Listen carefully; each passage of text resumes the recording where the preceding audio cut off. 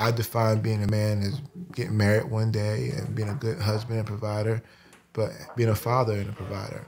You know, those two things I can die and I'll be 100% happy. Just to know that I was a faithful husband, unbelievable dad, and I'm good. I can care less about any other accomplishments. If you want to find Shenard, this is where you want to come to find me. So it'll be a 133-inch screen. The surround sound like if a helicopter comes, you're gonna hit it like you. I had all this stuff planned out. You know, I was gonna marry the right woman. I waited. I didn't go out there and do like a lot of my peers did and had kids at 18, 19, 20, or in college. I waited till I was married to have what I would consider a setback at that time. It was hard to swallow.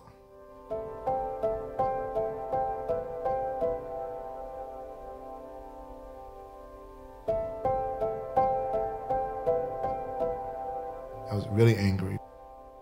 I also felt inadequate. I felt like, here's the one thing my wife really wants from me, right? I can't give it to her.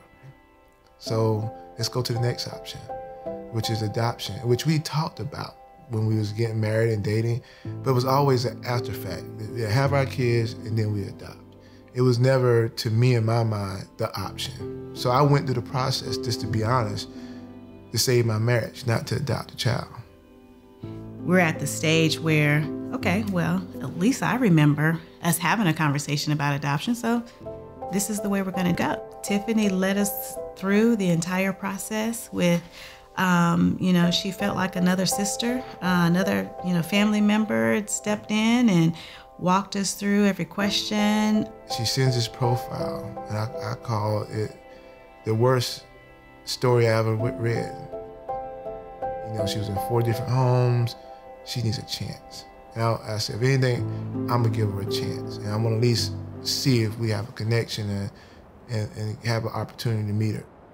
I got back to the car and said, okay. We didn't even really talk about it. I said, this is the one.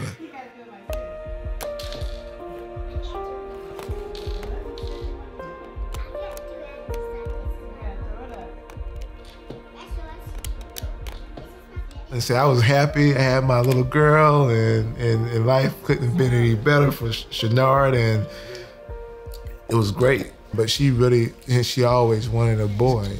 Donneka sends me the picture, and she talks about it. And magically, from day one, after seeing that picture and reading his profile, she felt like he was the one.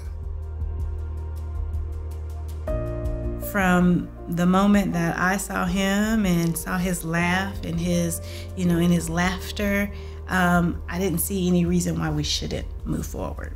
He just, you know, was a little boy.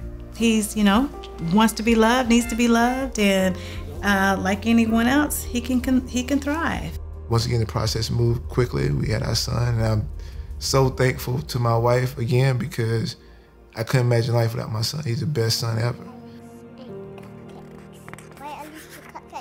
Crusher gets mud and muck on Blaze. Oh, we could do that. We're gonna do this? Yeah. Okay, what is this? Happy. What I feel for my kids, they can care less if dad makes a lot of money or little to no money. They can care if dad's skinny or fat. They can care less if dad's cool or corny. They just want daddy. Love for me is just, you know, being there for them, and helping them along the way, and, you know, being a safe place for them to fall.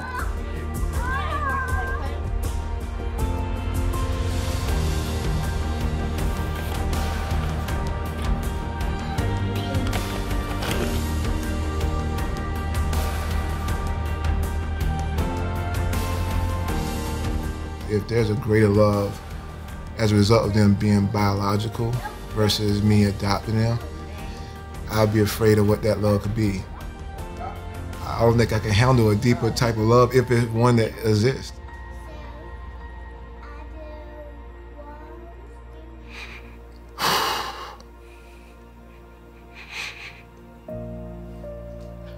I don't know what it was, but I felt God.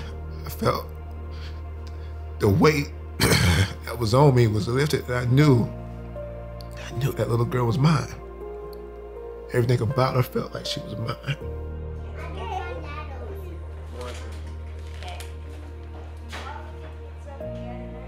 These kids are blessings, and they can be a blessing to you. Don't miss out on that blessing. You got one or two. I'm starting out. Okay. Mama, I think All right, you ready? Yeah. That's Now, a challenge. yeah, see? Getting one is easy, Bye. but getting more than one is hard. Okay.